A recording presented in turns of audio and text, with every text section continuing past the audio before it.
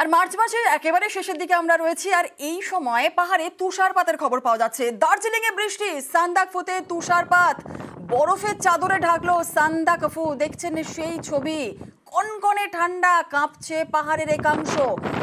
সান্দাকফু সেখানে বরফের চাদরে মুড়ে গিয়েছে। দার্জিলিং এ বৃষ্টি, সান্দাকফুতে তুষারপাত। আমাদের সঙ্গে রয়েছেন আমাদের প্রতিনিধি পার্থ, আরো বিস্তারিত বলবে। পার্থ, এই সময় সান্দাকফুতে তুষারপাত পড়াটা কি স্বাভাবিকই? দেখো, সাম্প্রতিক অতীতে কিন্তু এমন সময় সান্দাকফুতে তুষারপাত, সেটা কিন্তু আমরা এখনো পর্যন্ত মনে করতে পারছি না স্থানীয় বাসিন্দারা।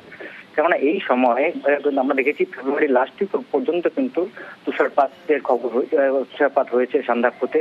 এর আগেও বেশ কয়েকবার হয়েছে ফেব্রুয়ারি এর পর্যন্ত, কিন্তু এই মার্চের একেবারে শেষ গোড়ায় যে এরকম ভাবে এইভাবে আজ যেভাবে অঝরে তুষার ঝরেছে সান্দাকফুতে, তা কিন্তু সাম্প্রতিক অতীতে হয়েছে কিনা কেউই মনে করতে পারছে না। স্বাভাবিকভাবেই তাপমাত্রাও মাইনাসে নেমে এসে আমরা সকাল থেকে জানাচ্ছিলাম যে গোটা উত্তরবঙ্গের আকাশের এই মুখ পাহাড় থেকে সমতল সর্বত্রই কিন্তু বৃষ্টি হচ্ছে, কখনো হালকা কখনো মাঝারি বৃষ্টি হচ্ছে। সে রায়গঞ্জ থেকে কোচবিহার, অন্যদিকে বালুরঘাট থেকে আলিপুরদুয়ার সর্বত্রই কিন্তু সকাল থেকে বৃষ্টি হচ্ছে। গতকাল রাতেও হালকা বৃষ্টি হয়েছে। তারপর শৈলশহর দার্জিলিং কিন্তু সকাল থেকে বৃষ্টি। আর সান্দাকফু একেবারে আবহাওয়ার যেন পুরোই ভোল বদল সান্দাকফুতে। সেখানে এই সময়ে অঝরে তুষার ঝরছে, স্বাভাবিকভাবেই তাপমাত্রা মাইনাস নেমে এসেছে এবং অনেক পর্যটক যারা দার্জিলিং এ বেড়াচ্ছেন তারাও এখন কিন্তু সান্দাকফুর দিকে ছুটছেন। একদম একদম, ধন্যবাদ পার্থ। আর একই সঙ্গে দুই জায়গা ছবি দেখছেন, দার্জিলিং এ সকাল থেকে বৃষ্টি আর সান্দাকফুতে তুষারপাত।